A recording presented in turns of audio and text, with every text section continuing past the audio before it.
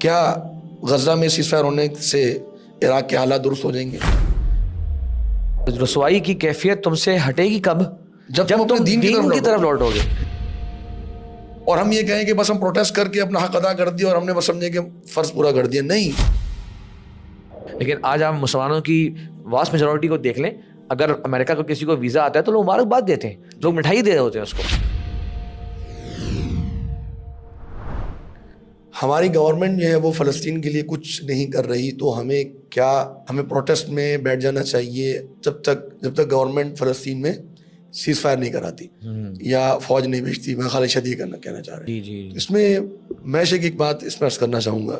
ہم لوگ جو ہے نا وہ ان اقدامات کی طرف توجہ کر رہے ہیں جو اقدامات ظاہری ہیں, وہ اقدامات عارضی ہیں. چلیں فرض کر لیا سیز فائر ہو گیا, اس کے بعد کیا ہوگا؟ کیا کچھ عرصے کے بعد دوبارہ یہ جنگ نہیں چھڑ سکتی؟ کیا غزہ میں سیز فائر ہونے سے عراق کے حالات درست ہو جائیں گے؟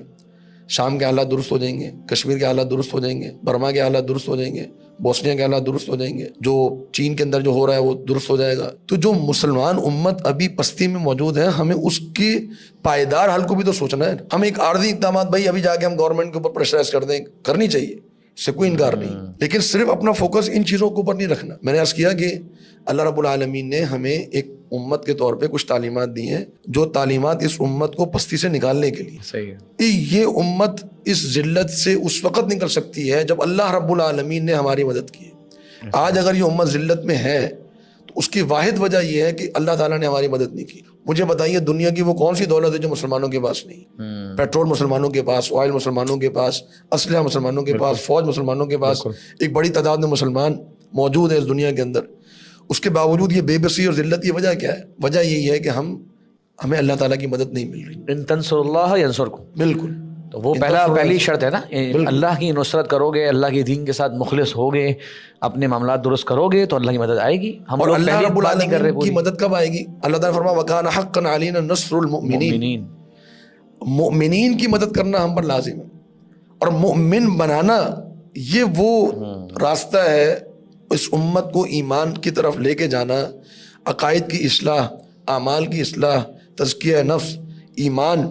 جب ایک مومن, ایک مسلمان ان مراحل سے گزر کے ایمان کے درجے میں پہنچے گا تو اللہ رب العالمین کی مدد آئے گی. باقی وہ حدیث جو ابھی شیخ ابھی کوٹ کیا آپ نے, وہی لا يرفع حتى ترجعوا الى دینکم. جی بالکل. وہ جو رسوائی کی کیفیت تم سے ہٹے گی کب؟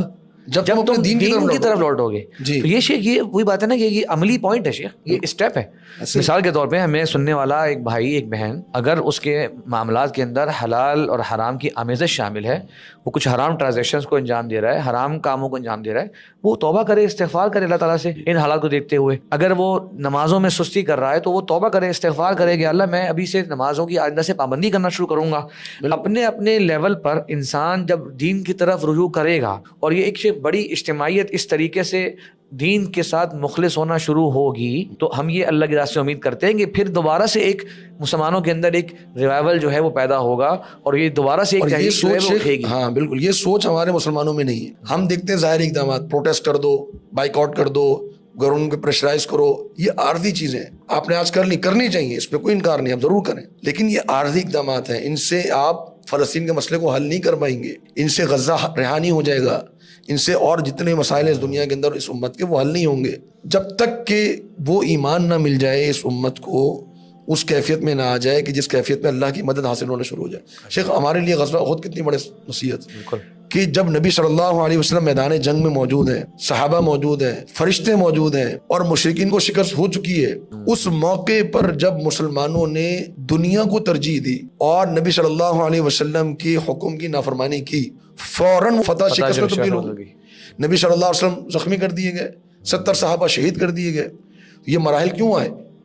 یہ اسی لیے آئے کیونکہ اللہ رب العالمین نے بتا دیا, سمجھا دیا کہ جب تک تمہاری وہ کیفیت نہ ہو جو اختلاف سے پہلے تھی, اختلاف سے پہلے والی کیفیت تمہاری ہونی چاہیے. تو اب آج مجھے بتائیے کہ جو پروٹیسٹ کرنے والا آدمی ہے, جو گورنمنٹ کو پریشرائز کر رہا ہے, کیا وہی جو ہے وہ مغرب کو فالو نہیں کر رہا اپنی بہت ساری چیزوں کے اندر؟ ان سے مروب نہیں ہے وہ چیزوں کے اندر. ہماری ایجوکیشن ویسی, تعلیم کا نظام وہی ہمارا, ہماری عدالتوں کا نظام وہی, ہماری سیاست کا نظام وہی, ہمارے کاروبار کا نظام وہی. سود چھوڑنے کے لیے ہم تیار نہیں.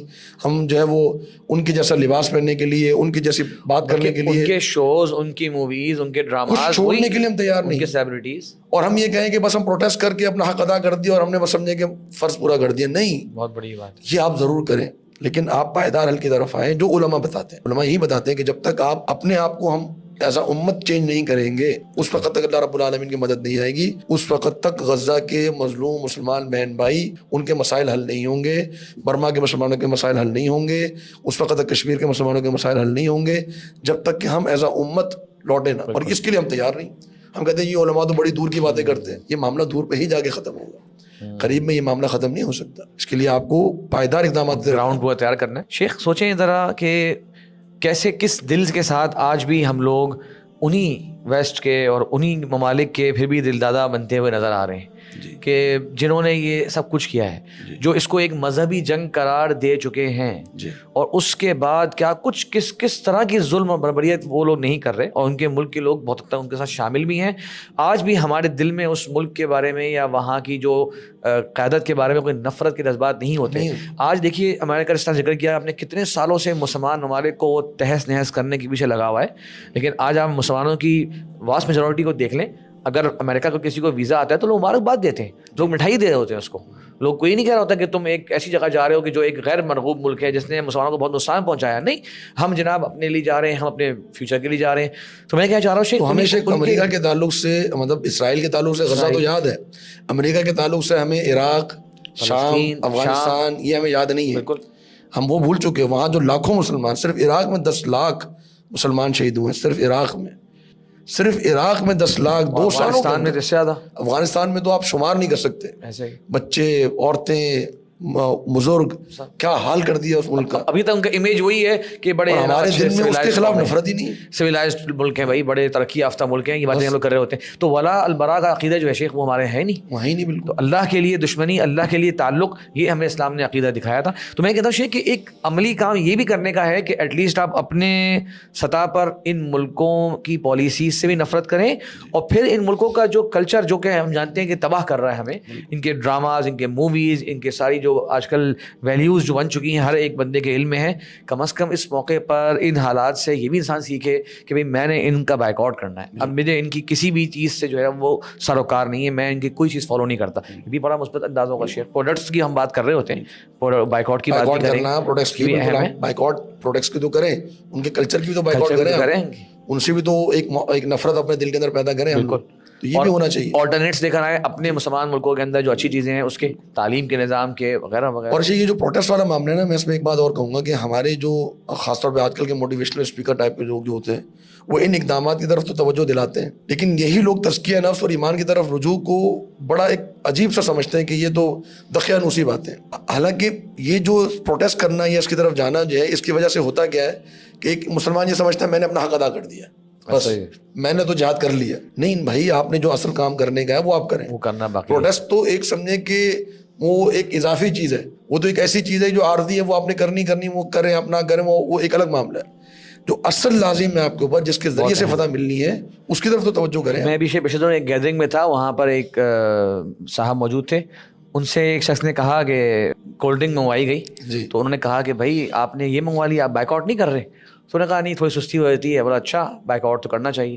اور میں جو یہ صاحب جنہوں نے کہا نا بائیک آؤٹ کرنا چاہیے, میں جانتا ہوں کہ وہ نماز نہیں پڑھتے, صحیح, لیکن ان کا بائیک آؤٹ کے بارے میں ذہن ہے. ہم کہیں گے چلیے اچھی بات ہے, لیکن وہ اس طرح نے کہا کہ جو بہت اہم بات تھی, سب سے اہم فرض تھا, اس کی طرف تو آپ آتے ہیں, آپ کی نمازیں ہیں نہیں پوری اور آپ بائیک آؤٹ کی بات کر رہے ہیں. اس کا مطلب یہی کہ کئی لوگوں کو لگتا ہے کہ جو ان کا حق تھا نا وہ بائیک آؤٹ سے ہی خالی ادا ہو گیا, اتنا تو ہم کر رہے ہیں. مسلمان بہن بھائیوں کی مدد کر دی ہم نے, امت کی نصرت میں, امت کی ترقی میں اپنا حصہ ڈال دیا ہم نے.